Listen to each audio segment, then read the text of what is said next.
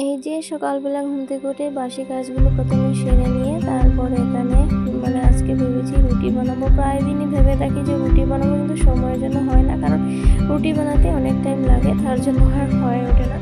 তো আজকে রুটি বানিয়ে নিলাম। ওর পাপা জল উঠেছে, আমি দিকে রুটি বানিয়েছি। রুটি বানিয়ে তারপর আমরা দুজন মিলে চাটাও নিয়ে নিয়েছি। বাবা সোনা স্কুলে চলে গেছে, বাবা সোনাকে ওর পাপা নিয়ে স্কুলে দিয়ে এসেছে। আর এদিকে চাটা খেয়ে তারপর কিছুক্ষণ বসেও ছিলাম। তারপর রান্নাও করে নিয়েছি। রান্না করে এসে গ্যাসটা পরিষ্কার করে নিচ্ছি। আর আমার রান্না করে গ্যাসটা সাথে সাথে পরিষ্কার না করলে আমার কিন্তু একদম ভালো লাগে না। আমার মেজাজটা একদম ভিগে যায় গ্যাসটায়, তেল তেল অবস্থা দেখতে। তো তার জন্য আমি প্রথমে গ্যাসটাকে মুছে পরিষ্কার করে নিচ্ছি, আর সাথে বেসিনটাও পরিষ্কার করে নিয়েছি। আর বেসিনটাও আমি রোজই পরিষ্কার করি, কারণ বেসিনটাতে রোজ পরিষ্কার না করলে কি হয় জানো, এটা যেমন শ্যাওলা একটা ভাব ধরে যায়। তার জন্য আমি রোজই পরিষ্কার করার চেষ্টা করি। যখনই আমি গ্যাসটা মুছি তখনই সাথে বেসিনটা পরিষ্কার করে নিই। আর এদিকে বেসিনের নিচটা মুছবো, তারপরে দেখি যে এখানে পিঁপড়ে অনেকগুলো পিঁপড়ে এসে এখানে মাটি দিয়ে ঘর বানিয়ে নিয়েছে। দেখো বেসিনের নিচটা কি অবস্থা করেছে, শুধু এখানে মাটি আর মাটি।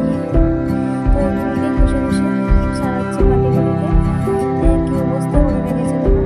এবার ভালো করে এটাকে মুছে নেব। আর এদিকে আমার বেসিনের নিচের মধ্যে আমি একটা গামলা বসিয়ে রাখি, কারণ এখানে কি হয় জানো, এখানে বেসিনের নিচে যে আমি ভাত ধোয়া তো এই জলটা নিচের মধ্যে পড়ে, কিন্তু বেশি একটা পড়ে না, তারপরে ভালো লাগে একটা পড়লো। এখানে পড়তে পড়ে যে সাদা সাদা হয়ে গেছে, তার জন্য আমি এখানে একটা গামলা বসিয়ে রাখি। আর সেই গামলার অবস্থা দেখতে পাচ্ছ, আমি এক্ষুনি ধুয়ে নিয়ে আসলাম। আর এগুলো কিন্তু একদমই ছাড়ছে না, এগুলো হয়তো সিমেন্টের এদিকে জলটা পড়ছে, তার জন্য হয়তো দাগটা এইভাবে পড়ে আছে। তো বাসনগুলো একদম ধুয়ে নিয়ে আসলাম। আর এবার সব কিছু আমি মিশিয়ে নিচ্ছি বাসনগুলোকে। তো আমি রোজই চুলাটা পরিষ্কার করি এইভাবে। তারপর আমি ভাত খাবো। এখনো কিন্তু ভাতটা খাইনি, আমি রান্না করে আগে সব কিছু গুছিয়ে নিয়ে তারপর ভাতটা খাই। তো এই যে সব কিছু গুছিয়ে নিচ্ছি। আর এই অবস্থায় আমি কিন্তু কাজই মিস করি না, সব কাজই করছি। সব কাজ বলতে উল্টোটা আমি ঝাড়ু দিই না, আমার বাবা উল্টোটা ঝাড়ু দেয়। তারপর কাপড় চোপড় ধুয়ে সব কাজ ওই করে, ভারী কিছু আমি ওটাই না করে ফোন টোছা হতে পারে না, তো ওগুলো আমাকেই করতে হয়। তারপর ভাতটা খেয়ে নিয়েছিলাম, ভাতটা খেয়ে এবার এই যে টেবিলটাও মুছে নিচ্ছি।